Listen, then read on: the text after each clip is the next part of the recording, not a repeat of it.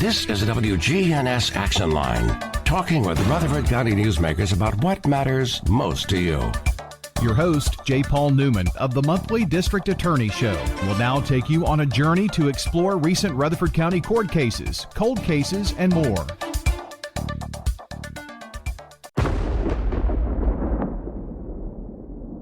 The viewpoints and opinions expressed on this broadcast are the viewpoints and opinions of the speakers and do not necessarily reflect the viewpoints and opinions of this show, its host, or the management of this station.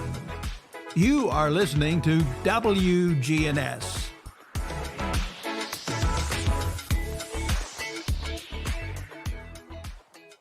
We welcome everyone to the program. My name is J. Paul Newman. My co-hosts are former District Attorney General William C. Weitzel Jr. and current Rutherford County District Attorney Jennings Jones. We thank WGNS for providing the airtime. And we also thank our producer, Scott Walker. Most of all, we thank you for listening. In our Inside the Courts segment, Rutherford County District Attorney General Jennings Jones will inform you about recent grand jury, general sessions, and circuit court activity. Today, in our What's the Law segment, former District Attorney General Bill Weitzel will discuss cold case investigations with Sergeant Dan Goodwin of the Rutherford County Sheriff's Office. In our Call to Conviction segment, we will highlight the 1984 murder of MTSU student Laura Salmon. We will provide you with a behind-the-scenes look at the investigation and the trial that followed over 26 years later in August of 2006. We will also look at the important role that the Laura Salmon case has played in our criminal justice system. My two guests that will discuss the Laura Salmon case are Sergeant Dan Goodwin of the Rutherford County Sheriff's Office and forensic scientist and blood spatter expert Jerry Finley. We will begin our broadcast after you listen to these important messages.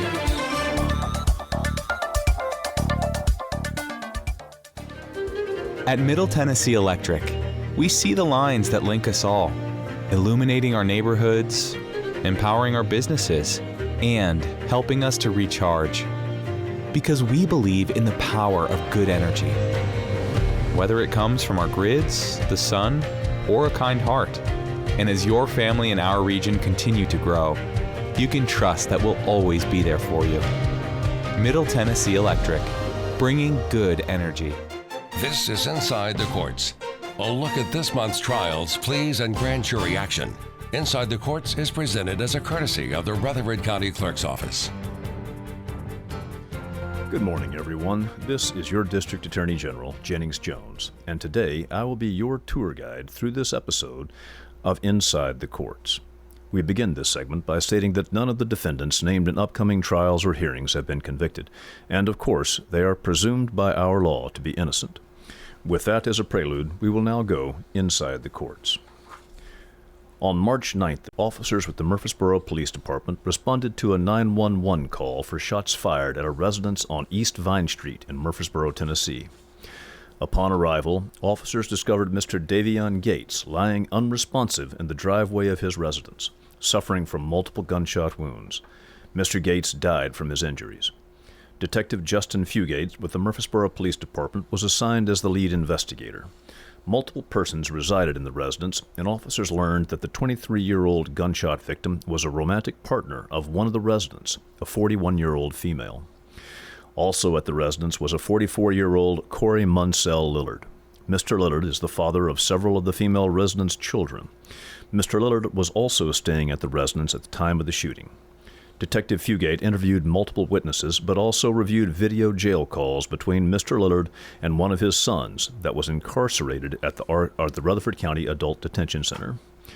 Mr. Lillard was on a video call with his son at the time of the shooting. From a review of this video, as well as evidence collected on the scene, Mr. Lillard was charged with first-degree murder, maintaining a dwelling with the purpose of selling or using narcotics, possession of a Schedule II drug with the intent to resell, possession of drug paraphernalia, and possession of a firearm by a convicted felon. A preliminary hearing was held on June 18th of this year before the General Sessions Court, and probable cause was found to bind the matter over for presentation to a Rutherford County grand jury. The defendant is represented by counsel, Mr. John Slager, and the state is represented by Assistant District Attorney Matt Westmoreland.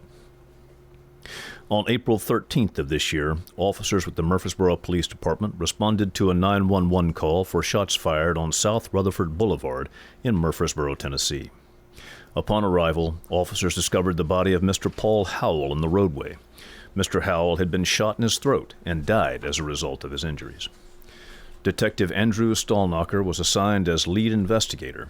Also on scene was Mr. Brian Craig, a friend of Mr. Howell's. Mr. Craig had sustained a single gunshot to the arm. Witnesses to the shooting reported a road rage incident where Mr. Howell and Mr. Craig were nearly run off the road by an unknown driver. All parties came to a stop at a red light, and a verbal altercation led to shots being fired by the unknown driver. Almost 30 minutes after the incident was reported, Mr. Joseph R. Gann called 911 to report that he was the shooter. Mr. Gann was interviewed along with multiple witnesses. At the conclusion of the initial investigation, Mr. Gann was charged with second-degree murder, attempted second-degree murder, and reckless endangerment with a deadly weapon. Mr. Gann is represented by counsel, Mr. Josh Crane. The state is represented by Assistant District Attorneys Trevor Lynch and Matt Westmoreland. This matter has been bound over by agreement to be presented to a Rutherford County grand jury.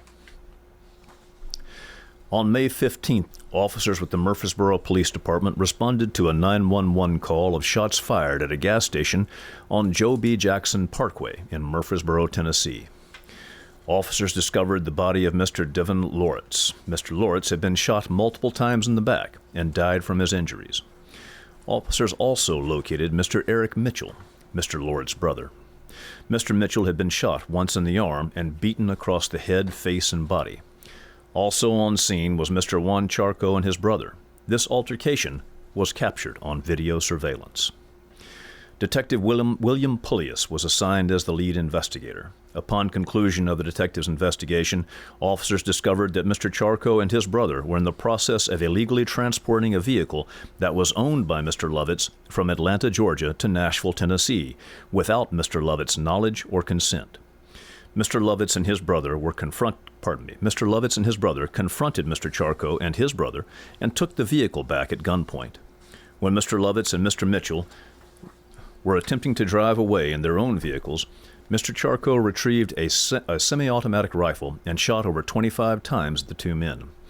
Mr. Charco has been charged with second-degree murder and attempted second-degree murder. This matter has been bound over by agreement and awaits presentation to a Rutherford County grand jury. The defendant is represented by counsel, Mr. Jeffrey Jackson, while the state will be represented by Assistant District Attorneys Trevor Lynch and Matt Westmoreland.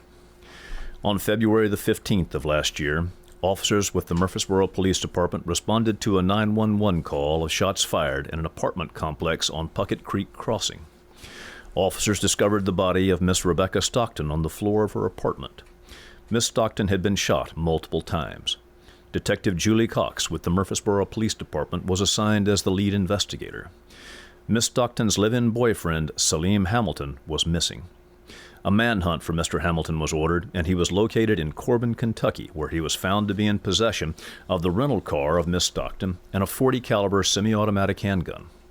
Miss Stockton was shot and killed by a .40 caliber semi-automatic handgun. Mr. Hamilton was charged in Kentucky with possession of a firearm by a convicted felon. The Murfreesboro police charged him with first-degree murder and extradited him back to Tennessee from Corbin, Kentucky. A preliminary hearing was held on January the 4th of this year, and the General Sessions Court bound the case over for presentation to a Rutherford County grand jury, where the defendant was indicted for first-degree murder, tampering with evidence, possession of a firearm by a convicted felon, and employing a firearm during the commission of a felony. The state will be represented by Assistant District Attorneys Trevor Lynch and Matt Westmoreland, while the defendant is represented by Mr. Chris Fisher. The last court date for this case was held yesterday, October the 30th. On July the 11th of 2022, officers with the Smyrna Police Department responded to a reported aggravated assault. Upon arrival, officers discovered that two brother-in-laws, Mr. Jason Munivong and Mr. Edgar Mercado, got into a verbal disagreement. At one point during the argument, Mr. Munivong pulled a firearm on Mr. Mercado and pointed it at him. According to witnesses, Mr. Mercado was unarmed and had not exhibited any aggressive behavior toward Mr. Munivong. Mr. Munivong was arrested for aggravated assault. In April of 2023, a Rutherford County grand jury indicted Mr. Munivong for aggravated assault, and on August 21st of this year, a jury of his peers convicted Mr. Munivong for aggravated assault. A sentencing hearing is scheduled for the end of this year. The defendant was represented by counsel Mr. Rob McKinney, while the state was represented by Assistant District Attorney Sarah Davis. A trial is scheduled to begin on January the 7th of next year on Mr. Chris Robinson and Mr. Chris White for the allegations of first-degree murder, aggravated burglary, especially aggravated robbery, especially aggravated kidnapping, employing a firearm during the commission of a dangerous felony, possession of a firearm by a convicted felon, and tampering with evidence. Mr. White is represented by Mr. Paul Bruno, while Mr. Robinson is represented by Mr. Rob McKinney and Mr. Brian Lewis. The state will be represented by Assistant District Attorneys Trevor Lynch and Ashley Hall. A trial is scheduled to begin on February the 20th of next year on Apollo Cantrell for allegations of first-degree murder, aggravated assault, reckless endangerment, employing a firearm during the commission of a dangerous felony, and possession of a handgun by a convicted felon. The state will be represented by Trevor Lynch and Met Westmoreland, while the defendant will be represented by Mr. David Clark. A trial is scheduled to begin on March 10th of next year on Dontorius and Donzala Hamler for second-degree murder, 2 counts of attempted second-degree murder, 6 counts of aggravated assault, employing a firearm during the commission of an offense, and reckless endangerment. Mr. Hamler is represented by counsel Mr. Ben Wetzel with the Public Defender's Office, and Ms. Hamler is represented by Ms. Jennifer Fiola. The state is represented by Assistant District Attorneys Matt Westmoreland and Trevor Lynch. A trial is scheduled to begin on April 21st of next year on Jeffrey Burris for an allegation of first-degree murder. The defendant is represented by Murfreesboro attorney Mr. Josh Crane, while the state is represented by attorneys Haley Ranieri and Trevor Lynch. A trial is scheduled to begin April 28th of next year on Dante Martin for allegations of first-degree murder, attempted first-degree murder, 2 counts of aggravated assault, reckless endangerment, carrying a weapon on school property, and employing a firearm during the commission of a dangerous felony. The defendant is represented by counsel Mr. Jacob Findley, while the state will be represented by Assistant District Attorney Matt Westmoreland. And that will conclude today's look inside the courts. When I eat healthy, I can eat at Demas's. When I want to eat unhealthy, I can eat at Demas's. If I'm in the mood for pasta, I go to Demas's. If I want steak, I go there. It does not matter what I'm in the mood for. This is Peter Demas. The only thing we don't have is fried food. So it's very easy when you want to take a group out and there's that veto power person who's like, I don't want this. Well, we usually will have something that they want because we have such variety on our menu. The only thing we don't have is fried food. Demas's Restaurant on Northwest Broad Street. For all of our local bird enthusiasts, Animal City in Murfreesboro has everything you need to take care of your feathered friend. Hi, this is Amanda from Animal City. Come do business with my family. Whether it's parakeet, cockatiel, finch, or more, we have a variety of beautiful birds waiting to greet you, as well as the cages, toys, and high-quality food to keep them happy and healthy. We have it all.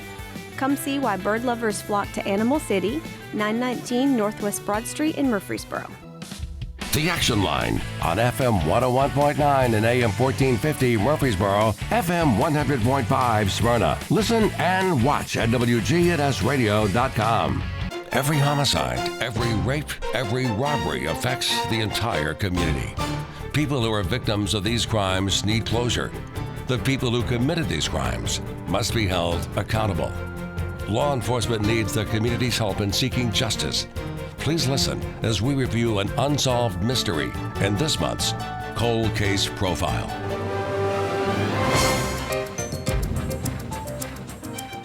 Today, in our Cold Case Profile segment, we will highlight 3 separate homicide cases.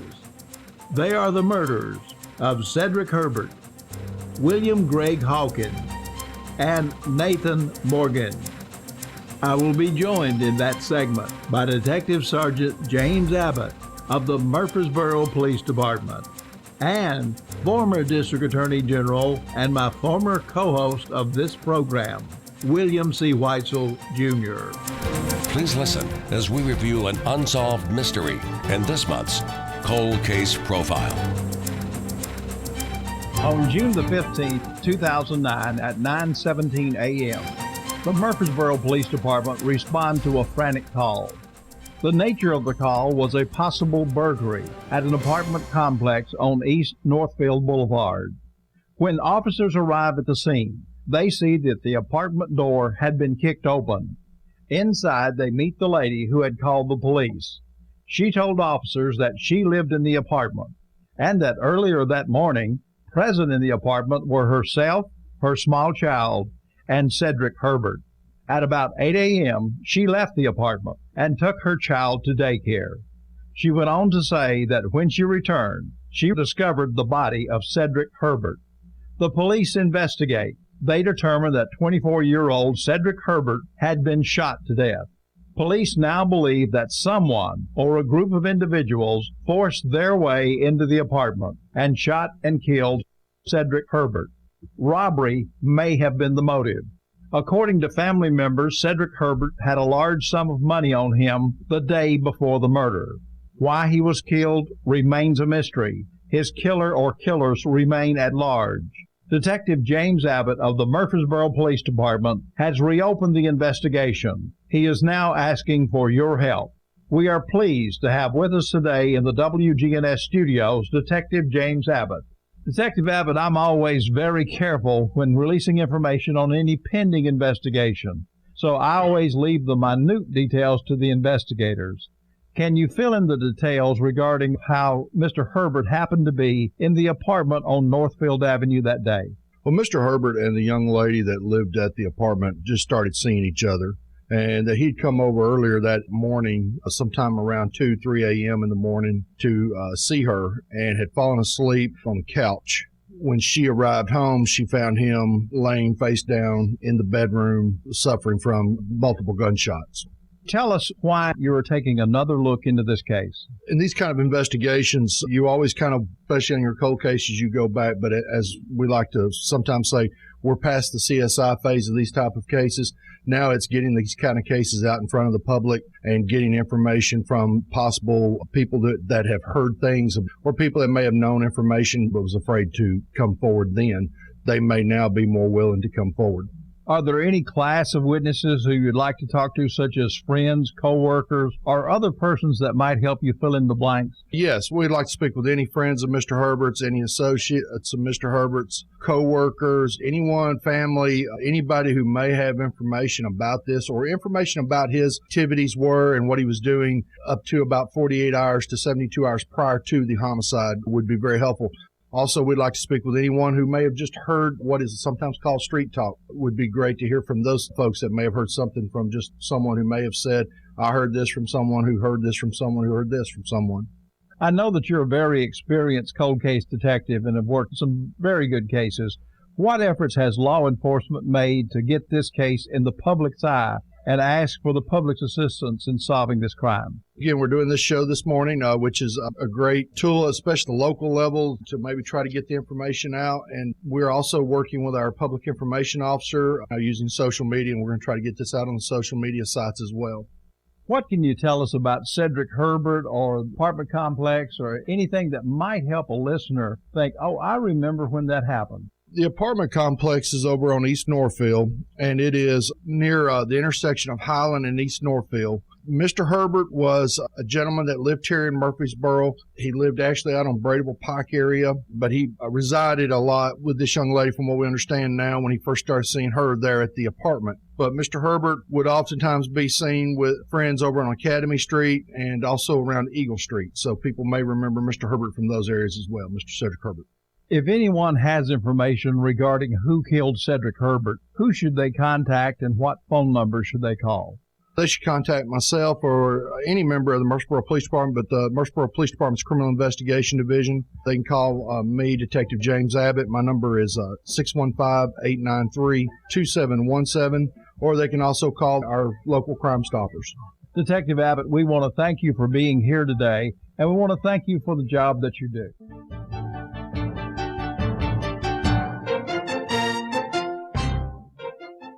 On the morning of October the 16th, 2015, Brandy Hawkins and her father, Greg Hawkins, were fishing near the Mona boat ramp in Rutherford County, Tennessee. After a few hours on the water, they decide to head back to shore. Brandy remains in the boat while her father exits to walk back to get the trailer. Brandy Hawkins loses sight of her father as he walks away and into the parking lot. The time is about 11 o'clock a.m. It is then that Brandy Hawkins hears what she believes to be gunshots. She rushes to the parking lot, and there she finds her father. Greg Hawkins has been shot, and it appears his truck has been burglarized. Greg Hawkins dies that day. This case remains unsolved. Greg Hawkins was a valuable member of the community. He was an engineer at the Nissan plant in Smyrna, Tennessee. But he was more than that. Greg Hawkins was a devoted Christian. He was a husband, a father, and a brother. His family and friends have suffered a tremendous loss. We are asking for your help. Law enforcement and the Hawkins family wants to know why he was killed, and they want to know who killed him. A large reward has been offered in this case. If you have any information regarding the murder of 53-year-old Greg Hawkins, please call the Rutherford County Sheriff's Office at 615-898-7770, or you can call Crime Stoppers at 615-893-STOP. Your call to Crime Stoppers is confidential.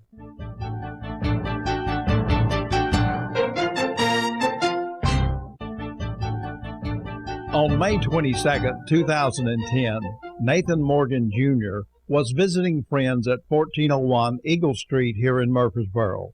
Just after midnight, shots were fired into the crowd that was gathered in the front yard. 3 people were struck by the gunfire. Lewis Sweeney of Nashville was treated at Middle Tennessee Medical Center for injuries to the neck and shoulder area. Byrus Hughes of Murfreesboro was also wounded and was treated and released at a local hospital. The third person shot was Nathan Morgan Jr. Mr. Morgan was pronounced dead that night at Middle Tennessee Medical Center. Through the investigation, it was learned that one or more persons fired the shots from an outside area of the residence next door to 1401 Eagle Street. The weapon appears to have been a rifle, and multiple shots have been fired. Nathan Morgan Jr. left behind a family that included his mother, his sister, and a daughter who misses him each and every day. Law enforcement and the family of Nathan Morgan Jr. now ask for your help. Violent crimes will continue as long as good people remain silent. If you have any information regarding the murder of Nathan Morgan Jr., asking for your help today is Detective James Abbott of the Murfreesboro Police Department. You can contact Detective Abbott by calling 893-2717, or you can call Crime Stoppers at 893-STOP. Detective Abbott, in listening to my presentation of the case summary, are there any facts that I need to correct or any facts that you would like to include for the public's consideration? Based on the statements and information gathered and corroborating evidence that we have, we know that there are some other facts out there that we now know. One of these is being that we do have a person of interest who has been identified, and that has been identified through corroborating evidence and information and statements given by individuals. We know that there was a phone call or a series of phone calls made before the shooting and after the shooting. And we believe that these phone calls that the individual discussed the shooting, those are facts of the case that we need people to hear about and try to generate more leads and get those people who received those phone calls to come forward.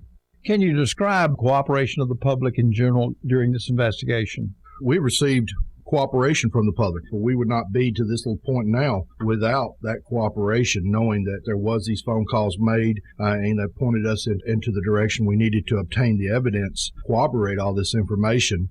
We feel that these people probably or someone has talked about what the conversations were to other people, and we're needing them to come forward. Can you describe for us the cooperation you've received from the family during the investigation?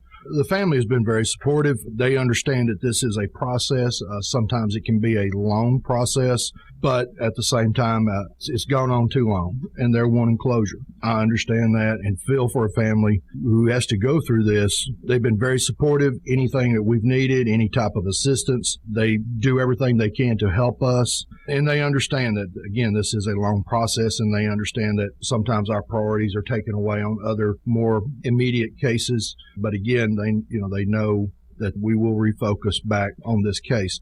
Ms. Pringle and me, myself, we discuss this case. We talk about it probably monthly, sometimes even weekly. So she'll call me, or if I have some new information, I will call her. And that's really good to have her still communicating, still staying in touch with us about the case. Also, while I was preparing and going on the internet, it was quite easy, and I recommend for the listening audience, if they want more information, to go on the internet. And if you simply put Nathan Morgan Jr. in as a Google search, you'll come up with several articles that were published in the paper. You'll also find YouTube videos. And I saw one where you were the featured person. Can you tell us how you set that up?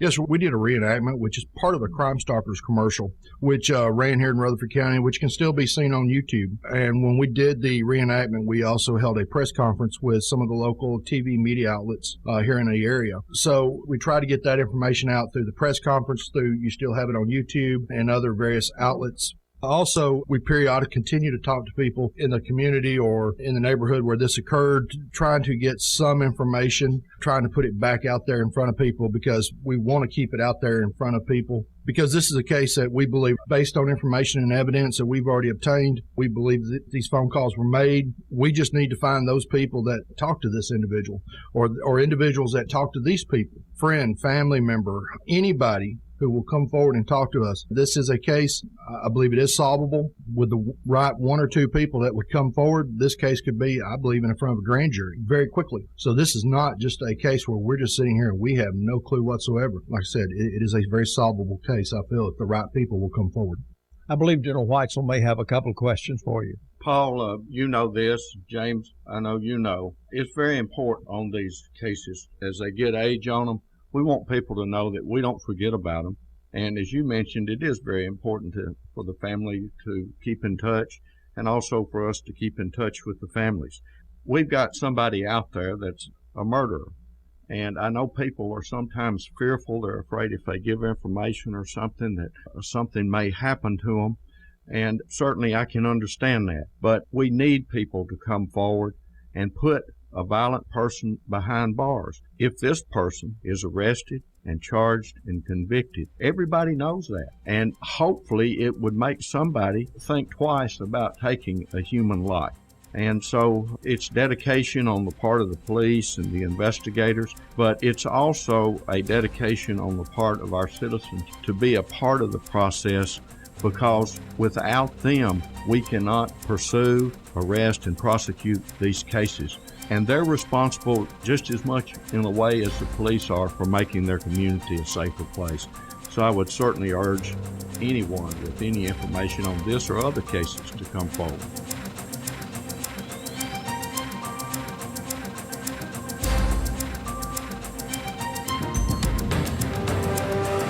We're excited to announce that Capstar Bank is now officially a division of Old National Bank. All those friends you've made while banking here over the years, well, they're still there. And so are the delicious, warm, homemade cookies. In Murfreesboro at 2230 Dr. Martin Luther King Jr. Boulevard. Everything you enjoyed at Capstar, still there at Old National Bank. Old National Bank, ready to serve you. Old National Bank, member FDIC, equal housing lender. Hi, this is Tina Fox at your Rutherford Farmers Co-op.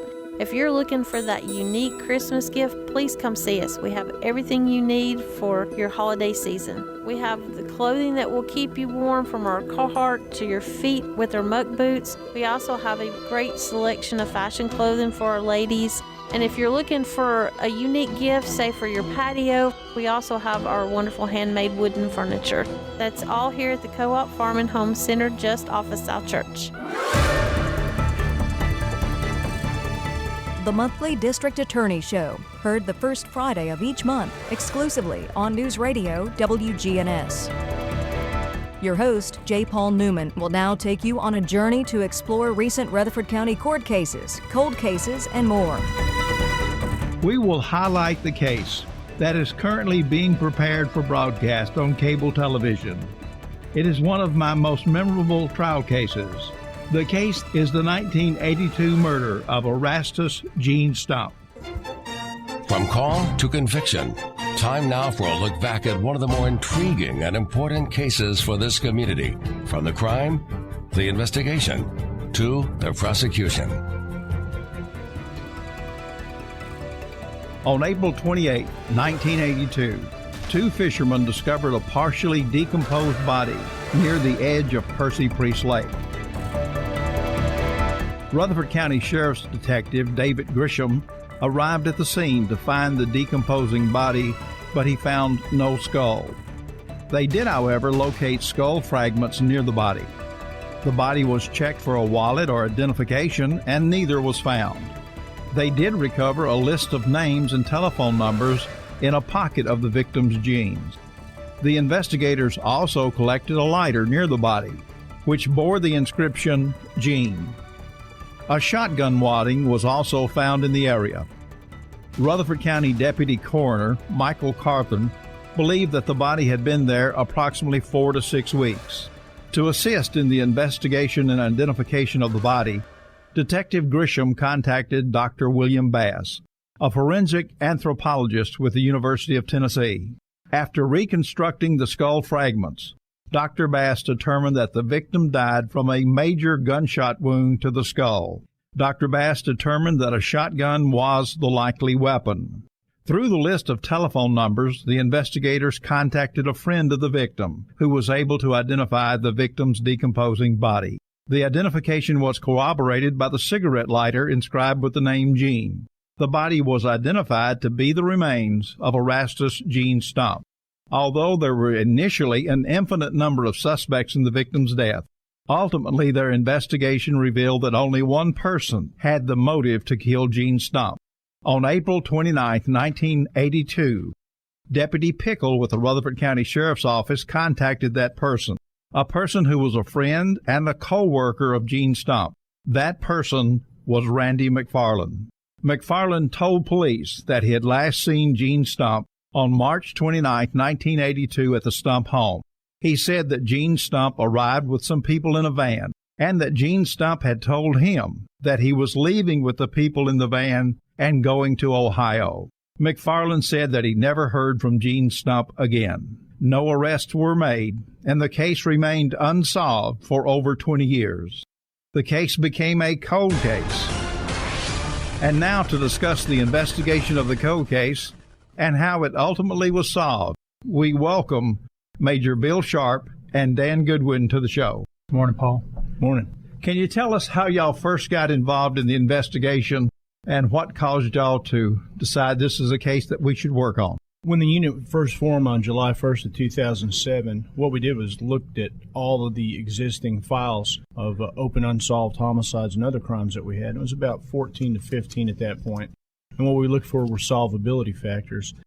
Bill had fiddled around briefly in 2001 with this case, and we already had a good idea that this was highly solvable because a lot of the groundwork that was laid back in 1982.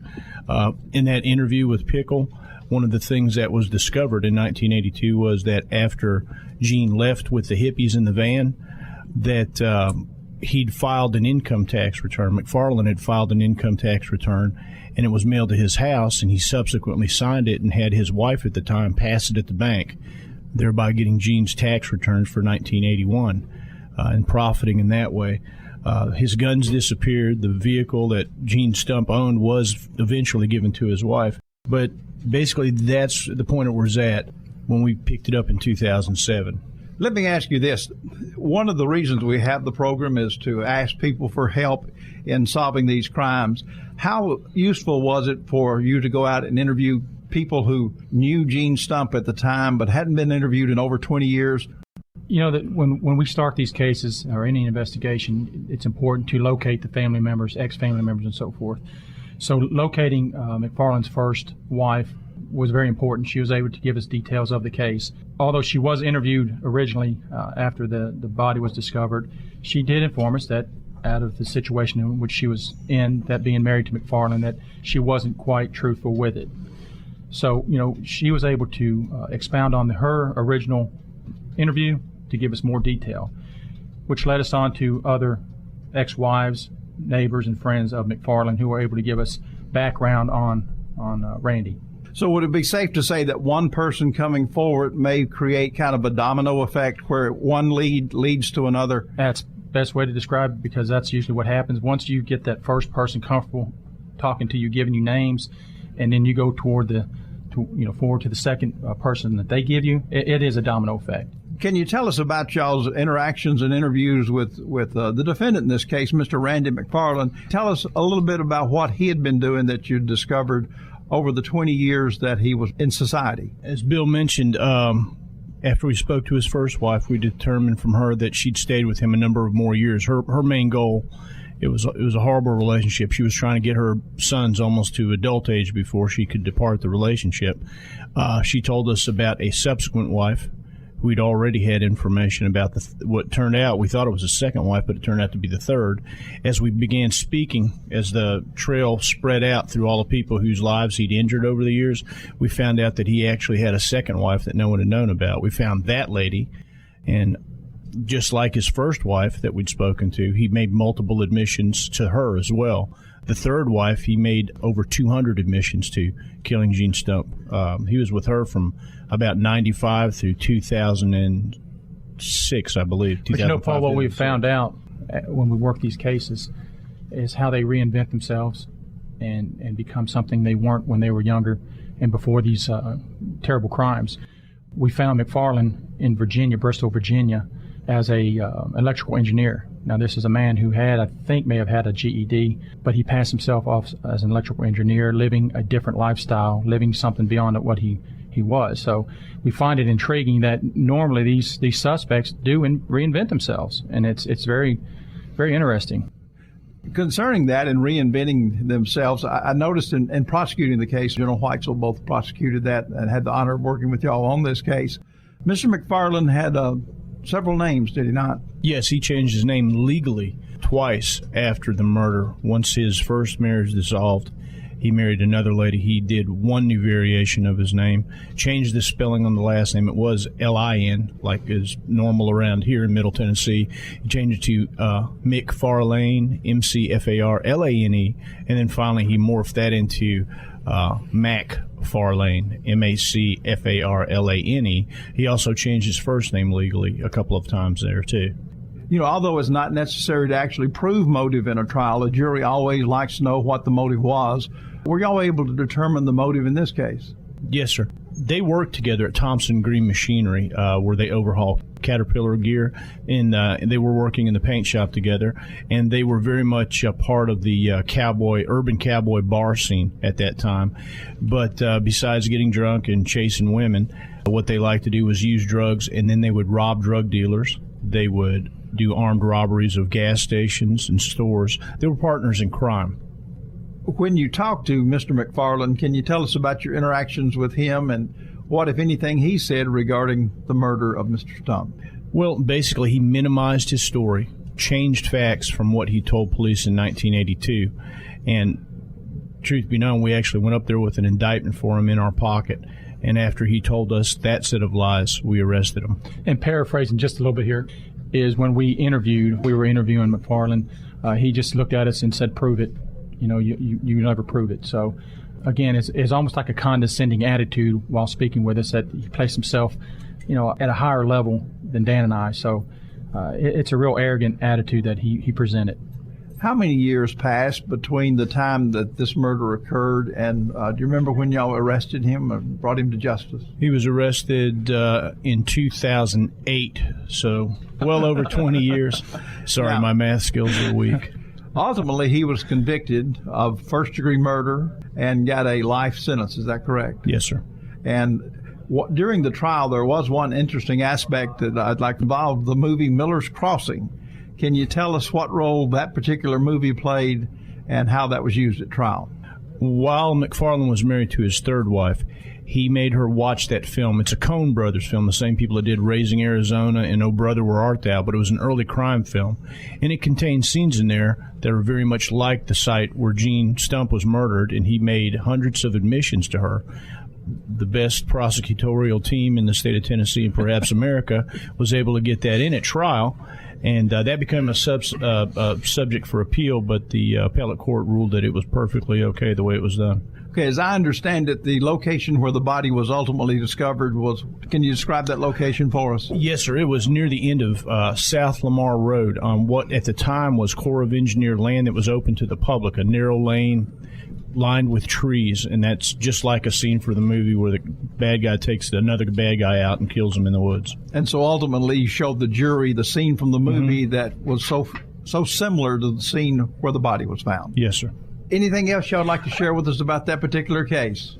Not just this case, but all the cases, even the ones that have not been solved. In many of these incidents, the suspect in these will give little bits of evidence or tidbits of the case to a significant other. And exactly in this case, he talked about taking the boots from the victim. That's something that only the killer would have known. So when we found a witness to discuss this case interview, she was able to tell us that he informed her. So again, to the audience out there, if someone confesses and talks about these cases and tells you something, come forward. That little bit can solve a case. And I believe in this particular case, there were actually some friends of his that he had told that he had killed somebody. Is that correct? He told a number of people besides his wife. One in particular who was one of our witnesses, was a kingpin in the what they call the cornbread mafia in Kentucky. A great deal of the time he spent after the murder was in the state of Kentucky, and he met this fellow and worked for him at a bar, and he wound up testifying for us. He'd never even left this county before, but he found some of the other things that McFarland had been involved in, and he was more than willing to testify about the murder admissions that he'd heard. Well, I want to congratulate both of y'all on solving this cold case. Y'all have solved many of them. Y'all are a shining example of how detectives should work on the case and how to treat the victims and the victim's family. And we really appreciate y'all being here today.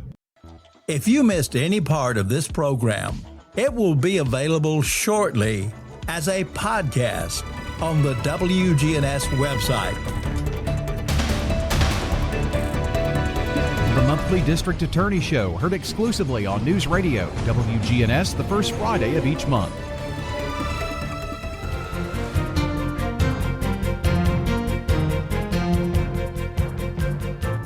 As we end our program today, we thank our two very special guests, and we thank WGNS for providing the airtime. Most of all, we thank you for listening. We leave by saying, a safe community is the responsibility of each and every one of us. For my two co-hosts, Jennings Jones and Trevor Lynch, this is Paul Newman, bidding all of you a safe and blessed day. The District Attorney's Office thanks you for listening to today's program. If you have any information regarding criminal activity in our community, please contact one of our law enforcement agencies. The information presented on today's show is solely for informational benefit and not intended to be legal advice. You should always consult an attorney whenever you need or rely on legal advice. Rutherford County's most trusted name in news. Talk Radio WGNS, Murfreesboro.